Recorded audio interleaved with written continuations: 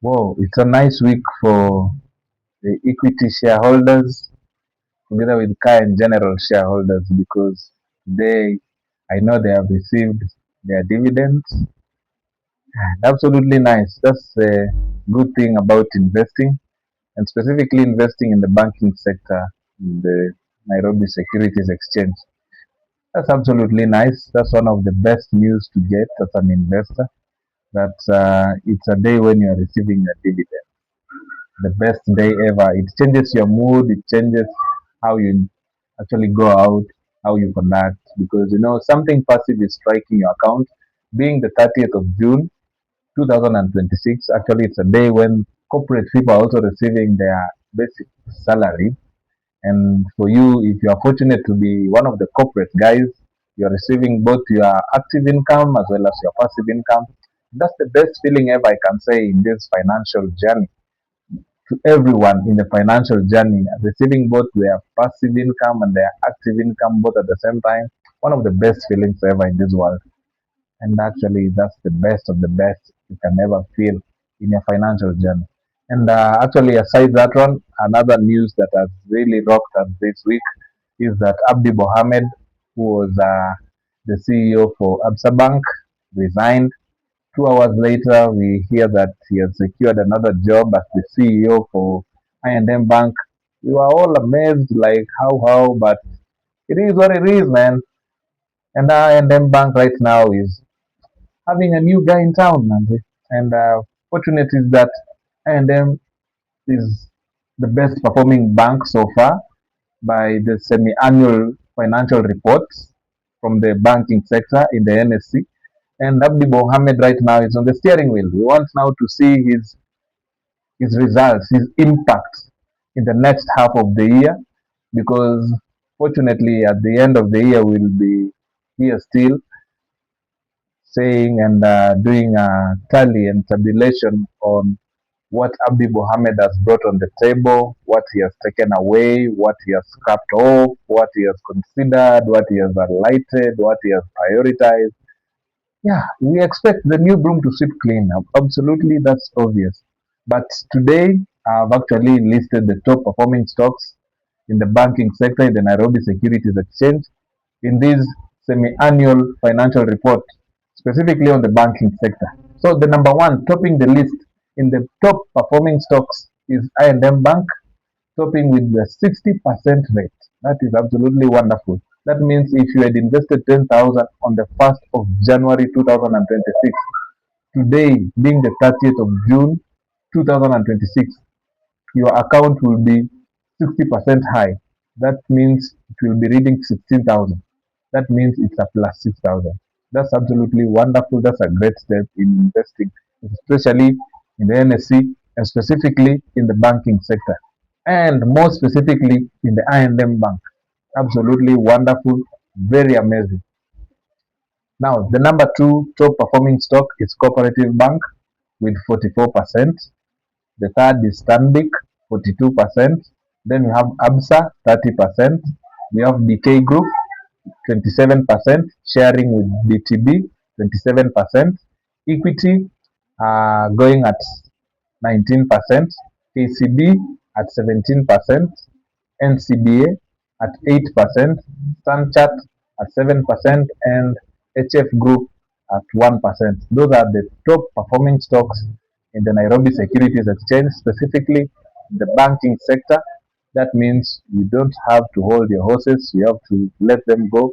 You have to let your funds work for you in the banking sector, starting with I&M Bank, list being HF Group, knowing that and being confident enough that your money is going to bring back home more money, especially when you invest in the banking sector in the Nairobi Securities Exchange. That's absolutely great and that's absolutely amazing. Actually, I&M Bank has closed today at a share price of 69.5.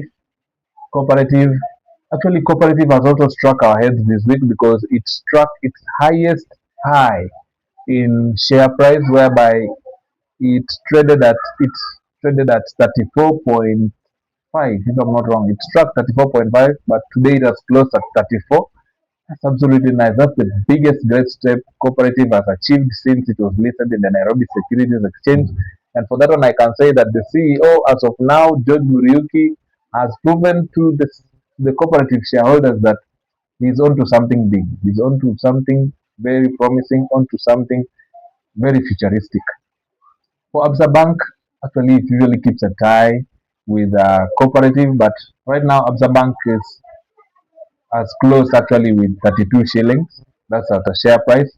Equity Bank, now to those also have received their dividends today, has closed at a share price of 81%.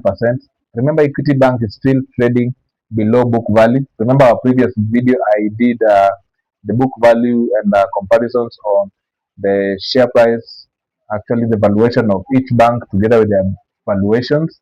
I did that video. You can go and review that video whereby I categorize for you the premium banks and the banks that are trading below their book value. Then the Equity Bank is fortunately one of those banks that is trading below their book value. It has closed today at a share price of 81 shillings and its book value is 86 shillings. So you have also to look deeper on that because Equity is a very promising bank. Actually, Equity and KCB are the apex banks in the banking sector. So don't throw a side eye on them. You have to really consider them. And then we have KCB. KCB has closed today at a share price of 78. Imagine it's only 3 shillings below Equity. These banks usually keep a competitive niche. You can imagine maybe we can end the week with KCB and Equity tying the share price. Maybe 81, 81, maybe 82, 82, maybe 81, 82. But those are just my predictions. You still have to go delve in and look at other essentials before you invest your money. Remember, this is not a financial advice. You also have to go and do your own research and also narrow down to what are your goals in investing before you invest your funds in any sector or in any institution or in any investment franchise. So you have to consider that. So for today, I've actually brought to you the semi-annual report in the financial sector, specifically in the Nairobi Securities Exchange, in the banking sector, on the top performing stocks as of the semi-annual report in the year 2026, so that you can be able to see that for this half of the year, this is the performance that has been brought on the table by these banks. Now, how can we stage ourselves for the remaining half of the year? How can we be actually having the reports at the end of the year? Shall we have maybe stumbled a bit? Will there be some other niches, other changes, regardless of the global stock markets, how we've been seeing them dipping since the US Iran war began, how we've been seeing the global stock markets dipping, going so low, being very much unpredictable. But there are still good news that the US president, currently Donald Trump, is giving to the markets. Actually, he has given some good news that the market is going to bounce back. So for us as investors, we see how the markets are going to respond to that because there's a lot happening. I've even seen just the news just a few hours ago that the US is planning to pump, I don't know, 6 trillion into the market by tomorrow when the market will be opening. So we are trying to see how the market is going to respond to all this as we continue. We have these, our local investment portfolios through our banking sectors. And then we also have our global investment portfolios, whereby I've also done a video on how you can open your investment portfolio and also be able to invest in the S&P 500, in the Coca-Cola, in Netflix, in all those other big global banks and big global industries and institutions that you can also reap the fruits that come with them. But remember, investing is a let's say it's a risky activity, but you remember there's no progress, there's no good progress that comes without taking a substantive risk. So also consider that. But you really have to give a good eye on this because investment is one of the best things to consider right now. We have Tesla right now rocking high up in the market together with SpaceX. Actually, those are the companies that you have to consider in the global market. Of course, we have Johnson and Johnson and many other top performing institutions and industries in the global markets. We also have Boeing. You can also invest in those stock markets. But before, I usually advocate that before you invest in the global stock market, at least have your portfolio uh, reaping the fruits of the local stock markets, because this one actually gives you a niche whereby you start to reap these benefits. Like right now, you can see I&M, Cooperative, SB, Cabsa, they are bringing profits back home, bringing them to your portfolio. Now, before you go and start reaping the profits in the global markets, already you've gained the profits that are here. These are fruits that are low lying, especially in the banking sector in Kenya.